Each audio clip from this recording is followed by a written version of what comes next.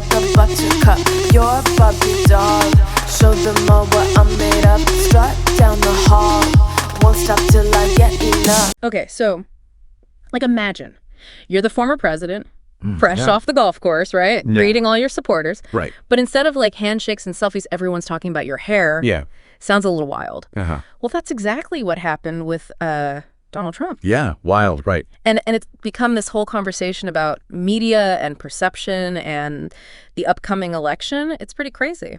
It is, yeah. And it's fascinating how something as simple as, a hairstyle can become such a big political talking point. Right. Especially in today's world. Like, everybody's connected, everybody's online. Yeah. Everything just spreads so quickly. And we're diving into this article from The Independent. It's called Fox News Anchor Gushes Over Trump's New Hairdo, calls it The Winds of Winning. Oh, wow. And trust me, there's a lot more to this story than you might think. So the article describes the scene at Mar-a-Lago where Trump's greeting people. And he's got this, like, slicked back hairdo, which is totally different from his usual look. Right. And on social media, people are like, I don't know, some people are saying it's a new haircut. Others are saying it's hat hair. Yeah. Like that classic post-baseball cap look. Oh, yeah, we've all been there. And this is where it gets really interesting. Yeah. So this, simple observation about his hair, it made its way onto Fox News. To the show, Outnumbered. Right. And the panel on the show, they had this little debate about, what caused Trump's hair transformation. Right. But it's the anchor, Harris Faulkner. Her take is what really stood out. Yeah. Yeah, she had a very interesting take on it. She didn't just see hat hair. She saw the winds of winning. She actually said they have blown back his due and he is leaning into victory. Wow. And then her co-host, Emily Compagno, chimed in and said, soak up those winds of victory, President-elect. Wow. So they're really reading a lot into this hairstyle. But it's fascinating, though, because, the language that they're using, it's not just observation. Right. They're really going into this world of symbolism and interpretation. Right. And, by framing Trump's appearance, his hair, as this reflection of victory, Faulkner's kind of subtly reinforcing this positive image of him. Right. And that could potentially, influence how viewers see him, how they think about him. So it's like, if you're already supporting Trump, you might see this and be like, yep, see, winds of winning. Exactly. Yeah. And that's where it gets really interesting, thinking about the psychology of how people are persuaded. Yeah. When you start connecting someone's appearance with positive things, like winning, like success. Yeah. It can trigger these unconscious biases. Yeah. And it really can shape how people perceive that person. So it's not even just about what they're saying, it's about how they're saying it. Exactly, yeah. The framing is everything. And it's even more interesting, when you think about some of Faulkner's past commentary about Trump. Yeah. The article mentions some of her previous remarks, which were, maybe a little eyebrow raising. And it seems like there's this pattern of her trying to, fit Trump into a certain narrative. Right. And so some of the other panelists on Outnumbered, they had, more of a down-to-earth explanation. Yeah. Like, Yeah. oh, it's just hat hair. But then Faulkner brought up Trump's hat sales. Right.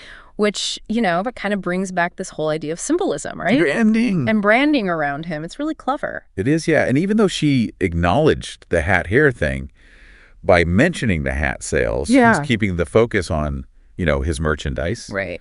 And it's, by extension, his image as this successful businessman. It's like she's subtly, reinforcing this idea of Trump as a winner. Yeah. Even in this, lighthearted conversation about his hair. Right. And that really speaks to a bigger point about how media, especially partisan networks, can shape how we see political figures. Yeah. Faulkner says she doesn't have a dog in this race. Right. And she denies being far right. But her commentary often paints this very specific picture of Trump. Right. And it's a picture that, aligns with the network's leanings. So it's like we started with this silly topic, a bad hair day. Right. And it's been blown up and interpreted through this lens of, a partisan media outlet. Exactly. And that's really what this whole deep dive is about. Right. We're exploring how even tiny details, little things, can be spun into these narratives that fit a very particular agenda, especially today when, everything spreads so quickly. Every soundbite, every image. It really highlights how, the media, image, and political messaging are all kind of tied together, Even a hairstyle can become this talking point. And that could influence how voters see a candidate. It makes you think twice about everything you see and hear, Yeah, absolutely. It reminds us to be really careful about what information we trust, Yeah. To look beyond the surface, to really think about where the information is coming from and what their motives might be. Because, these days, even a bad hair day can be political. Crazy. It is, yeah. It's funny because, this whole Trump hair thing, it makes you realize how much things have changed, I remember back in the day, you'd get your news from, a few places, right? Yeah. The nightly news, maybe a newspaper or two. You're right. Everything was so much slower. It's a whole different world now. Yeah, it really is. Back then, it felt like everyone was on the same page, Yeah. We all agreed on what was actually news. But now it's like we're just bombarded with information. Right. From everywhere. And it's so hard to tell what's real and what's not. And I don't know if you've noticed this too, but it seems like the lines between just reporting the news and giving opinions, it's all blurred together. Oh, absolutely. Yeah. Especially with, these partisan media outlets. Right. It's like, it used to be like a town square, where everyone listened to a few trusted voices. But now it's like this giant online marketplace. Yeah. Where everyone's shouting their opinions. And the thing is, a lot of those opinions, they get amplified by algorithms. Right. Those algorithms, they don't care about accuracy. They just want engagement. It's almost like we're all living in our own little bubbles. Yeah. Each one, curated by our own, media preferences, our social media feeds. Right. It's like we're not even starting from the same set of facts anymore. Right.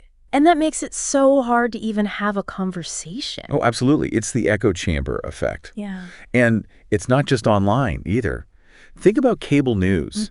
A lot of those channels, they're catering to specific audiences, reinforcing what people already believe instead of challenging them. Yeah, it's like preaching to the choir. Exactly. And it just pushes people further apart. So, as people who want to be informed, how do we even navigate this mess of information? Right. It feels like a minefield out there. It is, yeah. But I think the first thing is admitting that we all have biases. Yeah. Even if we don't want to admit it. We all tend to gravitate toward information that confirms what we already think. Right. So the key is be aware of your biases and actively seek out different perspectives. So it's not just about fact-checking. It's about, broadening our horizons a little bit. Exactly, yeah. Be willing to, challenge your own assumptions. Yeah. Consider other interpretations. It's not always easy, but it's really important for understanding these complex issues. And I bet that's even more important during an election. Oh, absolutely. Because we're constantly bombarded with all this political messaging. Yeah, elections are often won by just a few votes. Right. And those votes can be swayed by, misinformation, emotional appeals, all sorts of things. So it's not just about being informed, it's about being, smart about it. Exactly. Being discerning. You got to be able to filter out the noise, see what the agendas are, and make decisions based on facts, not just feelings. And that's where media literacy comes in. Absolutely, yeah. We need to be aware of all the tricks that are used to manipulate us. Right. Like using emotional language, cherry-picking data, creating false equivalencies. So we're all like detectives now. Yeah, that's a good way to put it. We got to be constantly scrutinizing everything. Right. Looking for clues, trying to figure out the motivations behind the information. And this isn't just about stuff online. Right. We got to apply that same critical thinking to traditional news sources too, right? Oh, of course. Every media outlet has its own biases. Right. It's about recognizing those biases. Right. And getting your information from a variety of sources. So we can't just be passive. Yeah. We can't just sit back and absorb whatever they throw at us. Exactly. You got to be proactive, seek out reliable sources, fact-check claims, challenge your own assumptions. You really have to take ownership of our information, huh? We do. It's about being an informed participant in the whole process. And this all seems especially important as we get closer to this election. Oh, absolutely. The stakes are high, And it feels like the information landscape is just more complicated than ever. It is. This election is going to be a real test. Yeah. Can we, as a society, cut through all the noise, Right. find the truth, Yeah. make informed decisions based on facts? It's a big challenge. It's a little daunting, but, it's also a chance for us to get better at this, I agree. to really hone our critical thinking skills. Absolutely. Right. We can't afford to be complacent. Right. The future of our democracy depends on us being discerning consumers of information and active participants in the process. We've been talking about, how the media's changed, those echo chambers, and how important it is to, really think about the information we see. Yeah. But let's get into the specifics. How do you think social media is going to impact this election? Oh, it's going to be huge. Yeah. It's unavoidable now. It feels like it's shaping, all of the political conversations. It is. I mean, on the one hand, it's great for candidates. Right. They can connect with voters directly. They don't need those traditional media gatekeepers anymore. Uh-huh. It can really create this feeling of, grassroots energy. Right. And get people involved in a way that we've never seen before. But then, it's also this breeding ground for misinformation, those crazy conspiracy theories. Yeah. And, people trying to manipulate others. It's almost like a double-edged sword, It is. It can be really powerful, but also really dangerous. It can empower people, but also mislead them. Exactly. And that's why all this talk about media literacy is so important. Right. We need to be able to look at information critically. Yeah. Especially when it's about politics and it's on social media.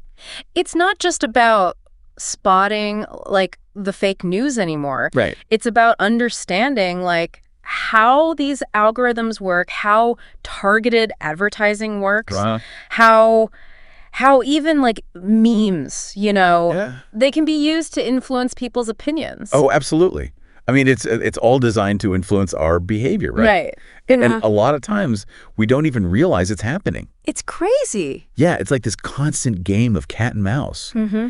As soon as we figure out one way they're manipulating us, they come up with something new. So what do we do? Well, we can't give up, that's for sure. Okay. We have to be even more vigilant, more critical, right, and more proactive about finding good information. So it's not just about being skeptical of everything online. It's about actively looking for different perspectives. Exactly. And fact-checking everything. Right. And being aware of your own biases. Right. So we have to really engage with the online world, but with a critical eye. Yeah. Have a healthy dose of skepticism. Yeah. And remember that, we all have a responsibility to share information carefully. Right. And to call out misinformation when we see it. It's like we're all becoming citizen journalists now. Kinda, yeah. We're all curating our own news feeds, filtering out all the junk. And that's why this media literacy thing is so important. It is. It's a crucial skill for everyone now. Not just for journalists. Right. It's like a basic civic duty for the 21st century. So as we head into this election, it's a crazy time. Yeah. What advice would you give to our listeners? They want to be informed, they want to be involved, but they don't want to get sucked into all that misinformation. Right. I'd say be really careful about where you get your information. Choose your sources carefully. Don't just passively scroll through social media. Find reliable news outlets, places that have a good track record of being accurate and fair. And it's also important to, diversify our media diets. Absolutely. Don't just stick to things that you already agree with. Right. Expose yourself to different viewpoints, even if you disagree with them. Yeah. That's the best way to really understand the issues. Right. And to avoid getting stuck in those echo chambers. So it's about being open-minded. Yeah. But also critical and engaged. Absolutely. Yeah. I mean, that's what democracy is all about, right? Yeah. Informed debate. Right. The free exchange of ideas. That's a great point. This isn't just about winning an election. Right. It's about creating the kind of society we want to live in. Exactly. One where truth matters. Yeah. Where facts are valued. Uh-huh. And where we can disagree with each other respectfully. And try to understand each other's perspectives. Yeah. That's a great way to put it. That's a powerful message. Thanks. So we've covered a lot today. We have. From Trump's hair to this whole crazy media landscape. Yeah. But, the big takeaway for me is we need to be critical thinkers. Absolutely. We need to be informed citizens, and we need to be actively involved in our democracy. Couldn't have said it better myself. It's a call to action for all of us. To be more discerning, Yeah. more engaged, Uh, and more committed to creating a world where truth wins out. exactly. Where democracy can really flourish. Well, thank you so much for joining us on this deep dive. It's been a pleasure. We hope this got you thinking Yeah, and inspired you to be, more informed and engaged. absolutely. And remember, the conversation doesn't end here. It doesn't. Keep asking questions. Yeah. Keep learning. Right. Keep working toward a better world. Until next time, stay curious and stay engaged. Sound the alarm. I'm coming up. We'll have a ball. I'm sweet like a buttercup. You're a Barbie doll. Show them all what I'm made of. Strut down the hall. Won't stop till I get enough.